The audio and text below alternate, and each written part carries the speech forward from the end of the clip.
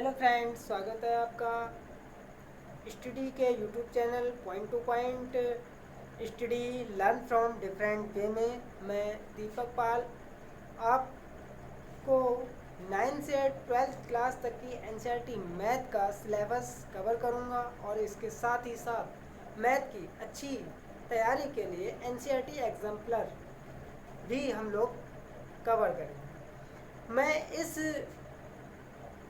First lecture में आपको 10th class की फर्स्ट चैप्टर रियल नंबर की स्टडी कराने जा रहा हूँ। तो आइए स्टार्ट करते हैं 10th क्लास का first chapter real number.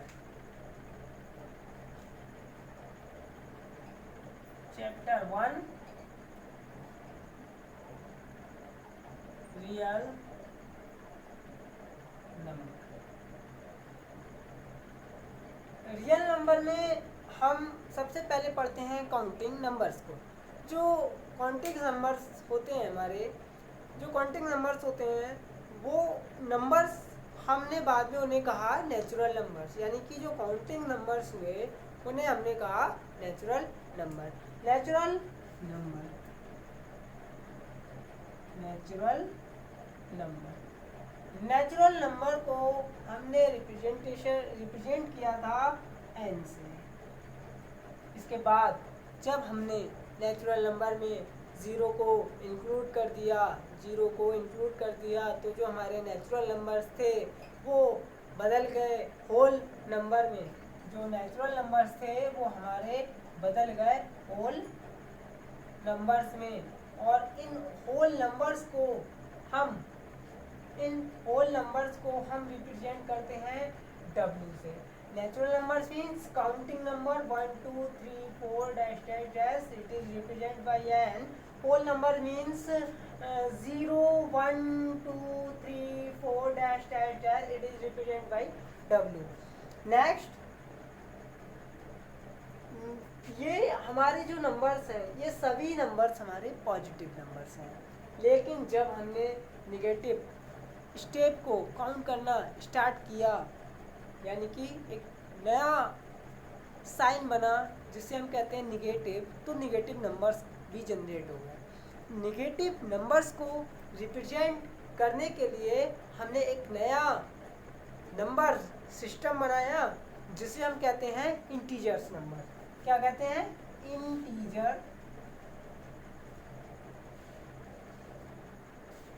Integers number. इन इंटीजर्स नंबर को हम जेड से रिप्रेजेंट करते हैं। इन इंटीजर्स नंबर में negative and positive together with zero all types number आते हैं, यानी कि हम लिख सकते हैं dash dash dash -4 -3 -2 -1 0 +1 +2 +3 +4 dash dash dash and so on. ये जो इंटीजर्स नंबर्स हैं इनमें negative, zero, positive. Okay friends, ये जो नेगेटिव नंबर्स हैं इनको हम सिंप्लिसिटी के लिए रिप्रेजेंट करते हैं i माइनस से, और ये जो पॉजिटिव नंबर्स हैं, पॉजिटिव इंटीजर्स हैं, इनको हम रिप्रेजेंट करते हैं i प्लस। सिंप्लिसिटी के लिए आपने पढ़ा है कि जीरो ना तो पॉजिटिव होता है ना ही निगेटिव होता है, तो इसको ना ही हम i माइनस में काउंट करेंगे और ना ही i प्लस में काउंट करेंगे। आइए बढ़ते हैं हम अपने नेक्स्ट नंबर की ओर, जो है rational number. Rational numbers can be represent as in the form p upon q। numbers we can written as in the form p upon q is called rational numbers। Rational numbers में noted point है, बहुत याद रखने वाली बात है कि जो p and Q, P and Q, P and Q दोनों ही क्या होने चाहिए, इंटीजर्स होना चाहिए। क्या होना चाहिए, इंटीजर्स होना चाहिए, दोनों ही इंटीजर्स होना चाहिए। इंटीजर्स में जीरो आता है, इंटीजर्स में क्या आ रहा है, जीरो आता है। तो यहाँ से एक बात और पता चल रही है कि P जीरो हो सकता है, P जीरो हो सकता है, लेकिन अगर कोई कहे क्या क्या Q जीरो हो सकता है, तो आंसर होगा Q कभी भी रेशनल नंबर में जीरो नहीं हो सकता। It means zero always is not equal to, sorry, Q always is not equal to zero. Okay, ये जो साइन है ये आपके लिए नया होगा, जो ये समझाता है कि P एंड Q दो नंबर्स है, P एंड Q, ये बिलोंग्स का साइन होता है। आप पढ़ोगे आगे मैथ में, मैंने लिख दिया तो समझाना सही है। ये बिलोंग्स का साइन होता है, इसका मतलब है P एंड Q नंबर्स जो हम ले रहे हैं वो बिलोंग करते हैं। बिलोंग करते हैं मतलब किस सिस्टम में, किस नंबर्स के सिस्टम में बिलोंग करते हैं, तो वो है इंटीजर्स। ओके फ्रेंड्स, नेक्स्ट अगर आगे बढ़े हम, तो आगे हम पढ़ रहे हैं इरेशनल नंबर की तरफ। इरेशनल नंबर, अच्छा कुछ भूले हम इरेशनल नंबर में। जो रेशनल नंबर होता है इसे हम रिप्रेजेंट करते हैं क्यू से। Rational number is represented by Q.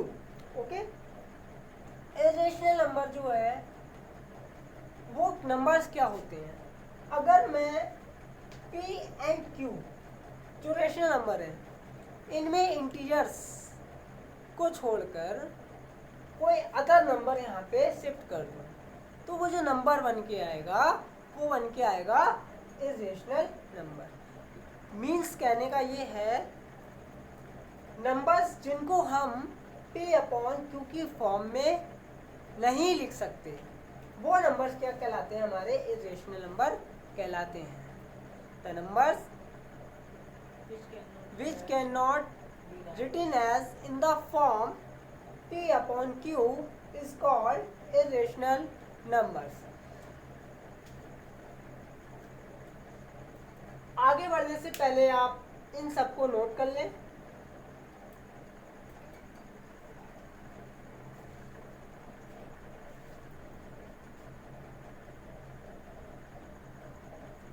I hope आपने नोट कर लिया होगा।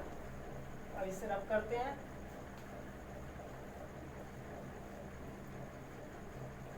अब जो कि हमारे चैप्टर का नाम है रियल नंबर, तो अब कुछ टाइप के नंबर्स बचे हैं अभी पढ़ने के लिए। वो नंबर्स कौन कौन से हैं, जो हमारे इंटीजर्स हैं। यदि हम इन पे क्या कर दें, स्क्वायर रूट लगा दें, क्या लगा दें, स्क्वायर रूट। जो इंटीजर्स हैं उन पे क्या लगा दें, स्क्वायर रूट। लेकिन यहाँ पे एक बात का याद रखना कि जो निगेटिव इंटीजर्स हैं, निगेटिव इंटीजर्स हैं, उन पे यदि स्क्वायर रूट लगा देंगे तो वो हमारे 11th क्लास की बात है, तो उस पर हमें चर्चा नहीं करनी है, हमें उस पर डिस्कशन नहीं करनी है, हमें पॉजिटिव इंटीजर्स पर डिस्कशन करनी है। तो यदि हम पॉजिटिव इंटीजर्स पे क्या लगा दें, स्क्वायर रूट लगा दें, पॉजिटिव इंटीजर्स पे क्या लगा दें, स्क्वायर रूट, तो जो स्क्वायर रूट में जो नंबर होगा वो नंबर्स हमारा किस में आएगा, रियल नंबर्स में आएगा। वो नंबर्स हमारा किस में आएगा, रियल नंबर में आएगा। वो किस में आएगा, रियल नंबर।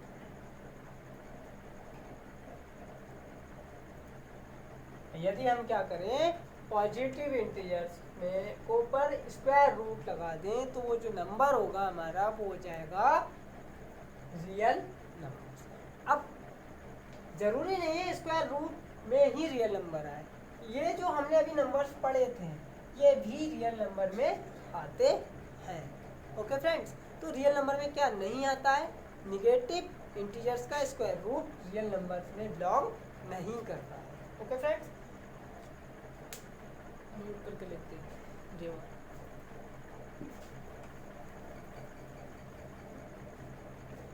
ऑफ कर दें, बोल दो, अच्छा जा भाई जा रहा। अच्छा तो फ्रेंड्स रियल नंबर में हम समझ में आ गया कि natural number, whole number, Z, Q मतलब rational number, irrational number and square root of positive integers, ये सभी नंबर्स जो है हमारे रियल नंबर में आते हैं। अब हम अपने टॉपिक की इम्पोर्टेंट टॉपिक की ओर बढ़ रहे हैं, जो कि हमारा नेक्स्ट टॉपिक है यूक्लिड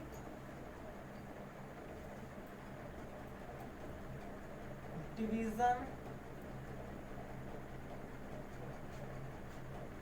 लीमा, या फिर हम इसको लिखेंगे थ्योरम। इसे लीमा भी कहते हैं हम, यूक्लिड डिवीजन थ्योरम। ये जो थ्योरम है यूक्लिड डिवीजन थ्योरम, इस थ्योरम को हम पहले भी पढ़ चुके हैं, लेकिन हमें थोड़ा सा याद नहीं है, तो हम क्या करेंगे, इसे याद करेंगे। कैसे याद करेंगे? जैसा कि इसमें एक वर्ड आ रहा है डिवीजन। डिवीजन का मतलब डिवाइड। डिवाइड से थोड़ा सा याद करने का प्रयास करेंगे। हम क्या करते हैं, दो नंबर को कंसीडर करते हैं। Let us consider two number positive. कैसे? पॉजिटिव। 26 एंड 5 पॉजिटिव इंटीजर्स हैं ये। इसका डिवीजन है, तो यहाँ पे स्मॉलर कौन है? 5 इज स्मॉलर देन 26। तो किससे डिवाइड करें हम? 5 से डिवाइड करें किसको? 26 को। 26 इज डिवाइडेड बाई 5। 5 5 जा 25, रिमाइंडर 1। ओके, ये जो पार्ट है हमारा, ये क्या कहलाता है?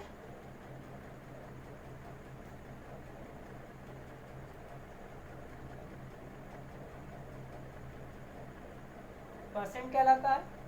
ये वाला जो पार्ट है वो हमारा कहलाता है डिविडेंड। ये पार्ट कहलाता है डिवीजर, और ये हो जाता है रिमाइंडर। ठीक, अब हम क्या करें, डिवीजर, परसेंट, रिमाइंडर की हेल्प से जो डिविडेंड है उसे बनाए, मतलब एक रिलेशन बनाए जिससे कि हमें डिविडेंड मिल जाए। और रिलेशन किन किन में बनना चाहिए, किन की हेल्प से बनना चाहिए? वो है divisor, remainder, quotient. Divisor, remainder, quotient की हेल्प से क्या बनाए हम? एक रिलेशन बनाए जिससे हमें क्या मिल जाए? डिविडेंड मिल जाए। तो वो रिलेशन क्या होगा? 26 हमें लाना है, वो रिलेशन होगा 5 × 5 प्लस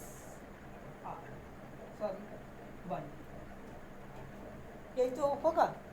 तो ये जो चीज है 26, मैंने एक नंबर पॉजिटिव इंटीजर कंसीडर किया था, तो मैं यदि इसको क्या करूं, एक ए मान लूं, मतलब मान लो कोई भी एक नंबर है पॉजिटिव इंटीजर ए, उसको मैंने किसी पर्टिकुलर नंबर 26 के लिए कंसीडर किया है, और ये जो नंबर है इसे मैं लेट कर लूँ बी। तो 2 पॉजिटिव नंबर्स हो गए ए एंड बी। तो ये जो स्टेटमेंट है उसे हम किस तरीके से लिख सकते हैं वो देखते हैं। यानी कि 26 यानी कि ए, 5 ये क्वेश्चन का भी है और डिवीजर का भी है, तो ये डिवीजर ले लेते हैं यानी कि बी। क्वेश्चन यानी कि क्यू प्लस 1 1 1 यानी कि आर। ये जो स्टेटमेंट निकल के आया, इस डिवाइड से हमने जो स्टेटमेंट बनाया है, ये जो स्टेटमेंट बना है, इस स्टेटमेंट को ही हम यूक्लिड डिवीजन थ्योरम कहते हैं। इस स्टेटमेंट को ही क्या कहते हैं हम? यूक्लिड डिवीजन थ्योरम कहते हैं। अब आपको याद आ रहा होगा कि इसको हमने किस रूप में पढ़ा था? इसको हमने पढ़ा था dividend is equal to divisor into quotient plus remainder. Okay friends, तो हमें याद रखना है कि जो यूक्लिड डिवीजन थ्योरम है वो कुछ नहीं है, वो डिविडेंड डिवीजन क्वोशिएंट और रिमाइंडर में जो हमने रिलेशनशिप पढ़ा था वही है। ओके फ्रेंड्स, अब इस थ्योरम में आगे हमें सीखना है कि ये जो आर है, ये दोनों तो नंबर हो गए हमारे, पर्टिकुलर नंबर हो गए जो हमें दे रखे होंगे क्वेश्चंस में। ये जो आर है इसकी जो वैल्यू है वो वैरी कैसे होती है, वो वैरी किस तरीके से होती है, इसे सीखने से पहले आप इसको नोट कर लीजिए। ठीक है फ्रेंड्स, आगे बढ़ते हैं। ये यूक्लिड डिवीजन थ्योरम थी जो अभी पढ़ी थी हमने, dividend is equal to divisor into quotient plus remainder. इसे सिंपली फॉर्म स्टेटमेंट में लिखा है a is equal to bq plus r। ये जो r है हमें इसे समझना है कि ये जो r की वैल्यू है वो किसी दिए गए पर्टिकुलर नंबर्स के लिए कहाँ तक वेरी करती है। ओके फ्रेंड्स, तो इसको फिर से हम दो नंबर कंसीडर करते हैं, a is equal to 25 and b is equal to 5। Divide करते हैं 5 25 5 5 जा 25, remainder 0. In the form the statement of Euclid division theorem we can written as 25 is equal to 5 into 5 plus 0. r here r is equal to 0।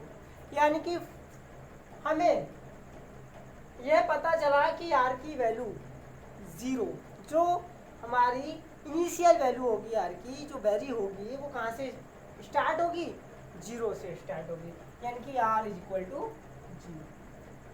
Okay friends, r is equal to 0.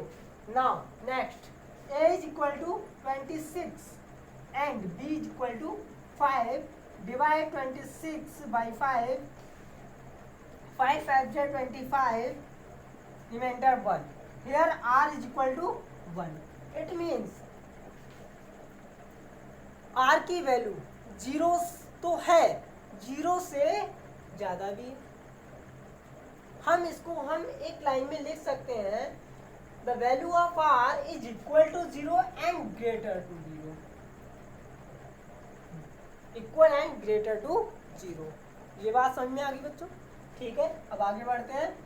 26, अब हमें ये देखना है कि किसी particular number 25 and 5 के लिए smaller कौन है, यहाँ पर b स्मॉलर है, तो किसी भी पर्टिकुलर वैल्यू या किसी भी पर्टिकुलर नंबर b के लिए जो r की वैल्यू है वो कहाँ तक वैरी करती है, 0 से आगे। हम देख रहे हैं कि 1 आ चुका है। Next, a is equal to 27 and b is equal to 5, तो 5 27 5 25 2, r is equal to 2. Similarly, a is equal to 28 and b is equal to 5, r is equal to 3. a is equal to 29 and b is equal to 5, r is equal to 4.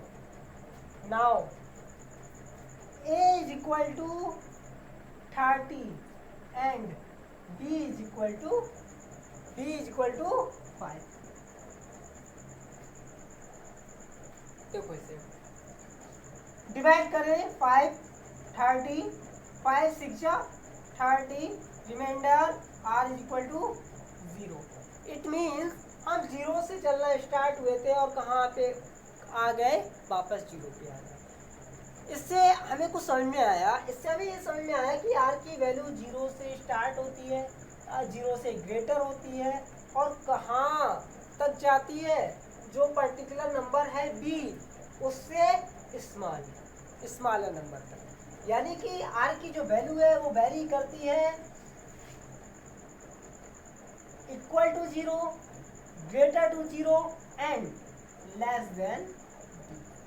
ये जो numbers, ये जो condition निकल के आई है r के लिए, ये बहुत ही ज़्यादा इम्पोर्टेंट मल्टीपल चॉइस क्वेश्चन है हमारे बोर्ड एग्जाम के लिए। तो इसे याद रखना बहुत अच्छे से।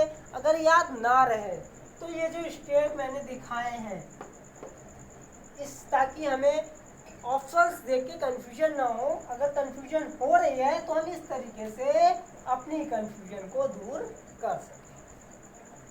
नोट कीजिए आप इसे। आई होप आपने ये नोट कर लिया होगा।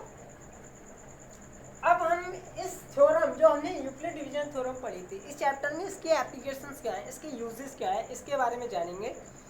तो इसके यूजेस हैं कि हमें नंबर्स दे रखे होंगे, उसका हमें क्या निकालना होगा, हाईएस्ट कॉमन फैक्टर निकालना होगा। क्या निकालना होगा, इस थ्योरम की हेल्प से हमें क्या निकालना होगा, HCF निकालना होगा।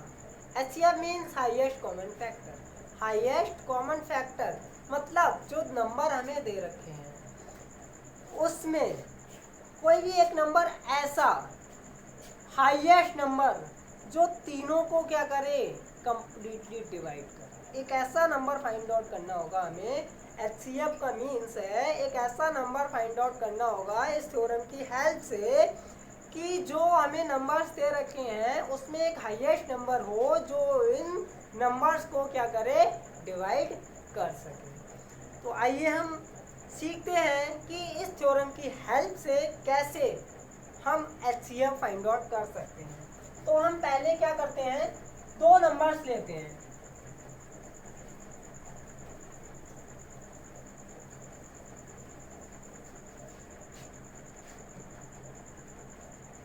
दो नंबर्स लेते हैं, a is equal to 1656 and b is equal to 4025। Sorry, यहाँ पे थोड़ा सा ये है कि a हमें वह पॉजिटिव नंबर लेना होगा जो ग्रेटर हो।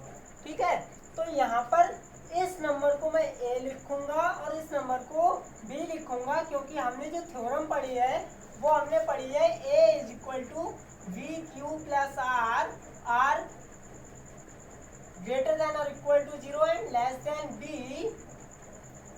ये तो थ्योरम है, हमने a को ग्रेटर माना है, a को क्या माना है, हमने ग्रेटर माना है। तो इस थ्योरम को अप्लाई करने के लिए हमें ग्रेटर कौन सा नंबर लेना होगा, a वाला लेना होगा, मतलब 4025 लेना होगा। b हो गया हमारा 1656। अच्छा, इस थ्योरम, इसका जो क्वेश्चन है वो इस तरीके से आता है, यूज्ड यूक्लिड डिवीजन एल्गोरिथम।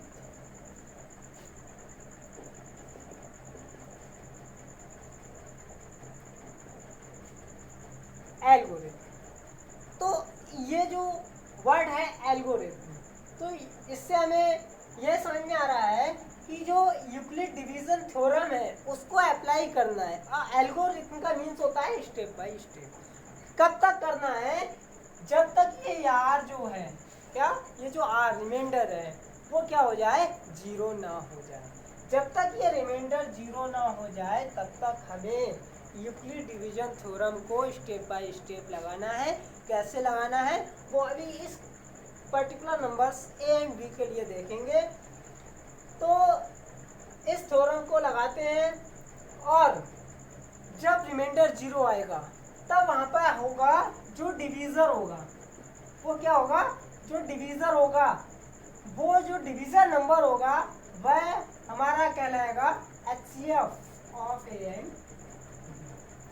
जो डिविजर्स में नंबर आएगा लास्ट में जहाँ पे रिमाइंडर जीरो होगा उसमें जो डिवीज़र होगा यानी कि जो b होगा वही हमारा क्या कहलाएगा, HCF कहलाएगा। ठीक है फ्रेंड्स, ठीक है, फिर सीखते हैं HCF by using Euclid division algorithm. हम क्या करेंगे, here a greater than b, तो हम क्या करेंगे, a ग्रेटर देन b क्या सीखा था, डिवाइड करेंगे। यानी कि हम 4025 को डिवाइड करेंगे किससे, 1656 से। अब आप वीडियो पॉज करें और इसको डिवाइड करें। ठीक है फ्रेंड्स, आपने डिवाइड कर लिया होगा, चलो करते हैं डिवाइड।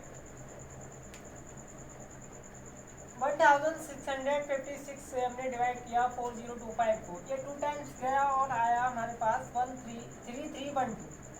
इसे सब्ट्रैक्ट किया तो हमारे पास आया 713। इट मीन्स स्टेप 1 में हमारे पास क्या आया, स्टेप 1 में हम इस थ्योरम का अप्लाई कर रहे हैं, यूक्लिड डिवीजन थ्योरम का अप्लाई कर रहे हैं, तो इसको हमें लिखना होगा। स्टेप 1 में क्या आया हमारा 4025 इक्वल आया, यहाँ पे डिवीजर कौन है यानी कि बी कौन है 1656 क्वेश्चन कौन है 2 और रिमाइंडर कौन है +713।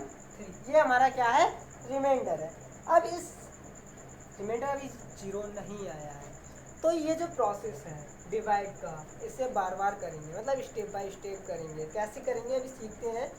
तो अब हम क्या करें, इसको स्टेप बाय स्टेप करें। कैसे करें, ये जो 713 रिमाइंडर आया, ये जो 713 रिमाइंडर आया, इसको हम क्या बना लें, अब डी बना लें, मतलब डिवीजर बना लें। और जो पहले डिवीजर था उसे अब क्या बना लें, डिविडेंड बना लें। यदि हम ट्रिकी वे में कहें तो हम कहेंगे कि 713 से इसको क्या करते हैं, डिवाइड। ठीक फ्रेंड्स, तो कितने टाइम्स में जाएगा, ये 2 टाइम्स में जाएगा। 3 2 जा 6, 2 1 जा 2 और 7 2 जा 14। 6 - 6 0, 5 - 2 3, 6 - 4 6 - 4 2। ओके, ठीक है। स्टेप 2 हम क्या लिखेंगे, स्टेप 2 में स्टेप सेकंड हमारा आ जाएगा कि जो 1656 था जिसे अभी हमने ए माना, मतलब डिविडेंड माना, तो यानी कि 1656 इक्वल आ गया डिवीजर, यानी कि 1713 इंटू क्वेश्चन 2 प्लस रिमाइंडर 230। अभी रिमाइंडर 0 नहीं आया, मतलब प्रोसेस स्टार्ट। 230 से डिवाइड करें हम 713 को, ठीक। हाउ मेनी टाइम्स, 2 2 जा 6, 2 3 जा 6, 3 टाइम्स, 3 0, 3 3 जा 9, 3 2 जा 6, 3 3 11 - 9 2, 6 - 6 0। यानी कि स्टेप थर्ड में हम इसको यूक्लिड डिवीजन स्टेटमेंट में कैसे लिखेंगे, 713 इक्वल 230 इंटू 3 प्लस रिमाइंडर 23। इसको हम इधर ले लेते हैं। 23 अब हमारा क्या बन जाएगा, डिवीजर बन जाएगा, और जो 230 था वो क्या बन जाएगा, हमारा डिविडेंड बन जाएगा 230। 10 टाइम 230 रिमाइंडर 0। स्टेप 4 में जब हम पहुंचे तो हमने देखा कि जो 230 है वो उसमें रिमाइंडर जो है वो कितना आ रहा है, 0 आ रहा है। तो here in this step remainder 0, hence the HCF of 1656, 4025 is, अब यहाँ पे रिमाइंडर 0 आया तो HCF कौन होगा, जो डिवीजर होगा, मतलब लास्ट स्टेप में जहाँ पे रिमाइंडर 0 आ रहा है उसमें जो डिवीजर होगा वह हमारा क्या होगा, HCF होगा 20। ओके फ्रेंड्स, अब हम NCERT के एग्जाम्पल और उसकी एक्सरसाइज के प्रॉब्लम को सॉल्व करेंगे अपने नेक्स्ट वीडियो